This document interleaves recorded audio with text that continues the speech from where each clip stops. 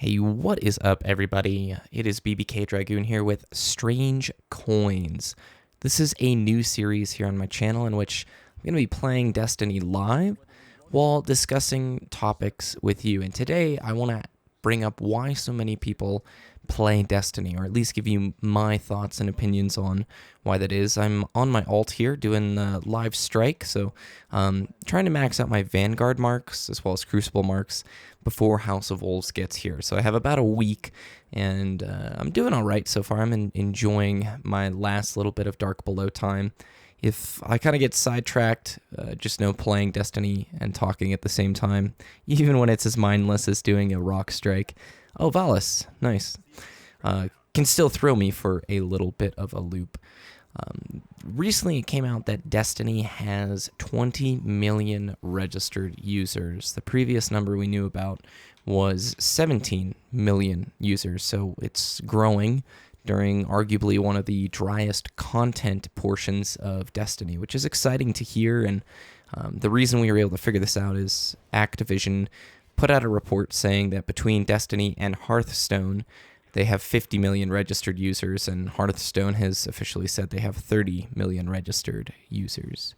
So that's the lead in to this video. Strange Coins is a series I hope you can put on in the background and just, do something like game, or perhaps get ready for bed. And I know a lot of people watch YouTube before going to bed, whether it's relaxing or mellowing or just what gets you set up to relax. And I really do find Destiny to be relaxing, especially the PvE stuff. Like strikes are almost hypnotic, and you really can just focus on other things.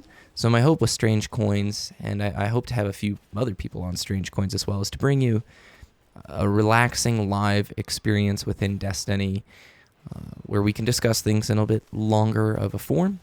And like I said, I would enjoy to have a few people on this show to talk with them. So why do you think 20 million players play Destiny, or at least are registered users? It should be stated that just because they tout the registered user number, that's not active players right now. We don't know what those numbers are, and those are things that are tightly held within the industry because it determines a lot in terms of investors and market perception and things like that. But I do find it interesting that the game that received a lot of heavy criticism from launch has so many players. And in this video and during the strike, hopefully, I can address the criticisms of the reviewers, and I'll probably agree with a lot of what they say, but then give my take on, why that actually didn't matter, and why Destiny is so large, why it's growing, and why Destiny is going to continue to grow. I mean, we're about to enter what is easily the best period of time Destiny has ever had. Man, those little scions bug me so much. I hate that enemy type. This part of the strike I just don't like. I enjoy the tank and I enjoy the final fight, but I really don't like. I shouldn't be using Thorn right now, but I don't want to go to Destiny Item Manager and grab like my Oversoul's Edict or something like that. I think I might have the Oversoul's Edict, but whatever. We'll just stick with this for now. Thorn is a low impact hand cannon, and the damage over time doesn't do that much in PvE. So let's get to the main points that reviewers had issues with Destiny. And the first is a disappointing story mission arc. And if you've played through the Destiny campaign, it's hard to, or I guess I should say story, because it isn't a campaign, it's called a story. It's repetitive. You're doing very similar tasks. You're deploying Dinklage at a point and defending that point throughout the campaign, which has got to be like, 15 missions or so? Something like that. I'm going through it right now on my alt, which is my alt, which is a hunter. Oh, okay. So people have asked me, do I use a different color scheme? And I do. I use the third colorblind mode. And it's because the colors are brighter, teammates are green, and enemies, well, they're still red, but they're a more red. The saturation is more. It's a personal preference thing. I like the way it looks a lot better.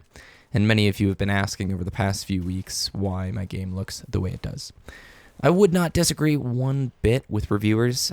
The story missions in Vanilla Destiny and Dark Below were disappointing. Dark Below made a little bit of improvements with the quest lines and just the overall feeling of the missions, but still they do a terrible job of explaining the story of this game or pushing along the development of your character. Rather, they're just arbitrary gates that you have to pass through in order to level your character up. And when you look back when Destiny launched, the marketing just failed this game miserably in communicating with the consumer what Destiny is and what it's supposed to be.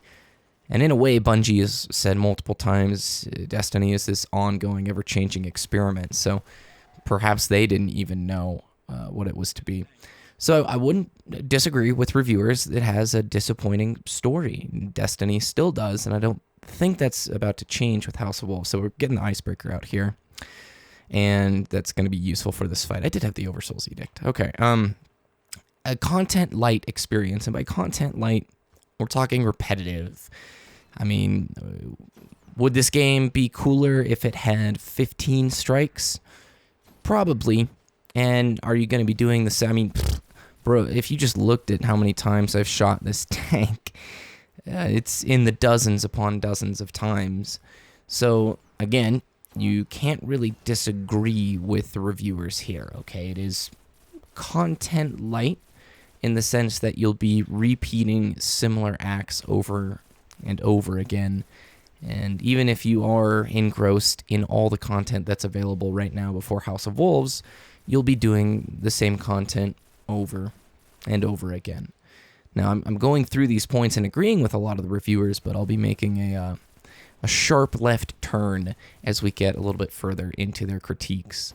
The RNG loot system. Oh, by the way, on that tank, I should have shot his backlift thing sooner. It's hard to talk and play this game. Found Verdict, Thorn.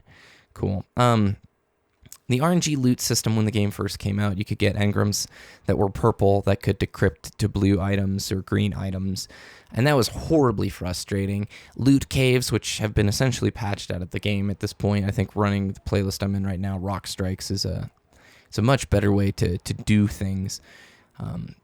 Yes, there is an element of RNG with the loot system. You can't just say right now, I want that gun and I'm going to get it.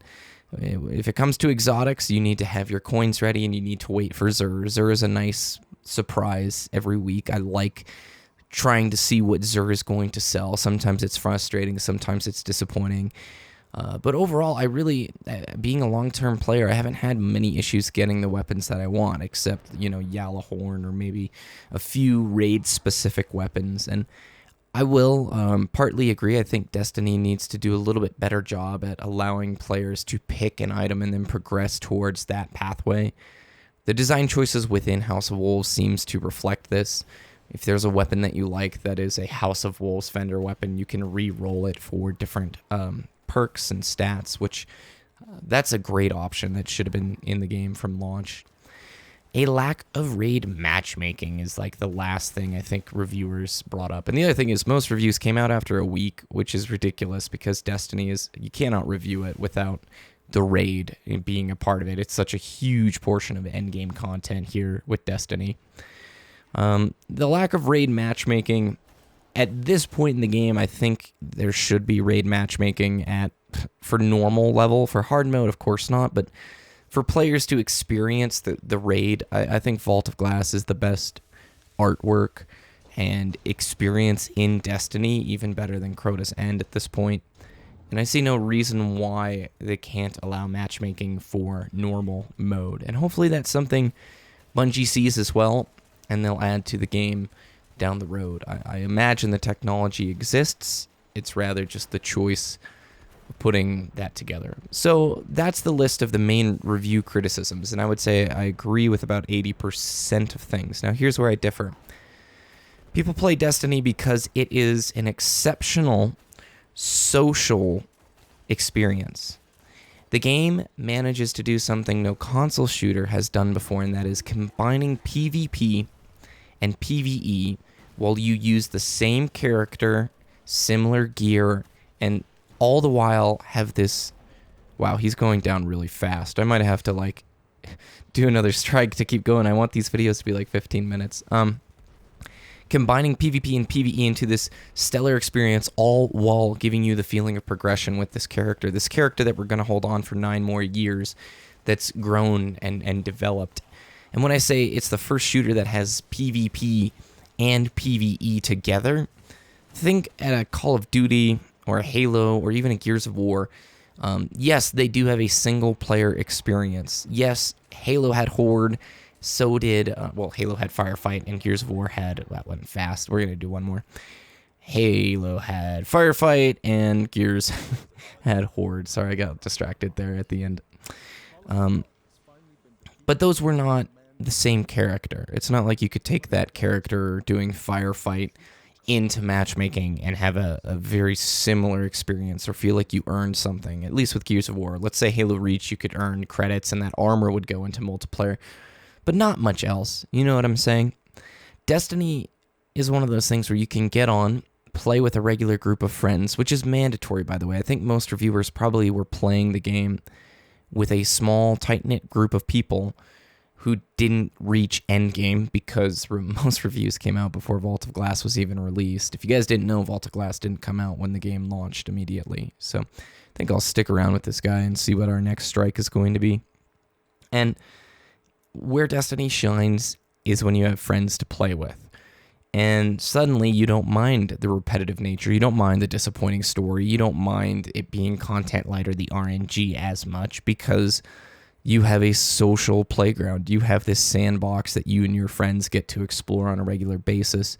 And you have a choice when you get on.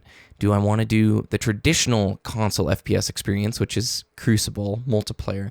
Or do I want to engage in PvE tonight, which is an entire world? It's not one game mode.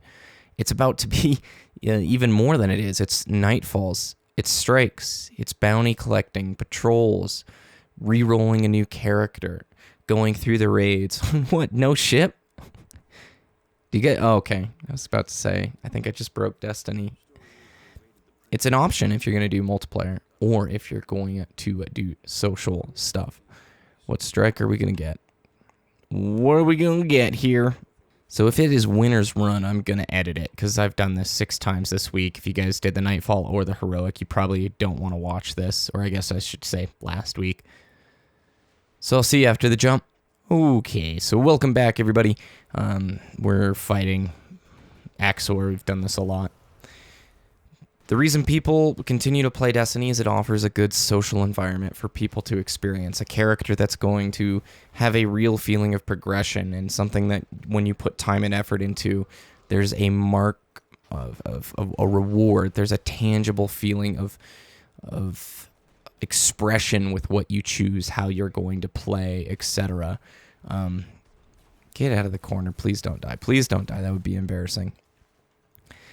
And Destiny has done really well because it's consistently given players a nice experience. You know, regardless of your feedback of the wants of this game, I have a laundry list of potential letdowns that could be resolved in this game very easily. But overall, I've had a great time in this game. I think Bungie is doing so much right with House of Wolves incoming. You know, I don't want these strange coins to be devoid of criticism or my channel to be devoid of criticism. I think people who are passionate about what they play are some of the best sources of feedback for developers. I really like this game. There's a lot of stuff that I enjoy, but I want to see changed to improve. So at the end of the day, why do people play Destiny? For me, it offers a nice, relaxing environment in which every night I really do have a way to play with friends and do different things, regardless of the fact I'm still doing the same stuff. I'm shooting the same things. I'm just doing it across the galaxy with a character that I enjoy. Maybe that sounded crazy, and maybe you're sitting there going, Dragoon, you are a washed-up fool. What I do know is I like how many people are enjoying Destiny, and when the game came out, for the first couple of months, I felt like I had to justify myself to the channel. Why are you playing this game? And now that sentiment is disappearing as more and more people are enjoying this universe that I really do like. So that's going to do it for this Strange Coins. I'd love to hear your feedback and opinions. Why do you think so many people play Destiny? And I hope you enjoyed this series. If you did, please leave a like. If you're new to the channel, you can always hit that subscribe button to stay up to date with all the latest videos. House of Wolves is right around the bend. I'm looking forward to talking about it and sharing more experiences with you all. Good luck, Guardians. Prepare, and we'll see you in the trials.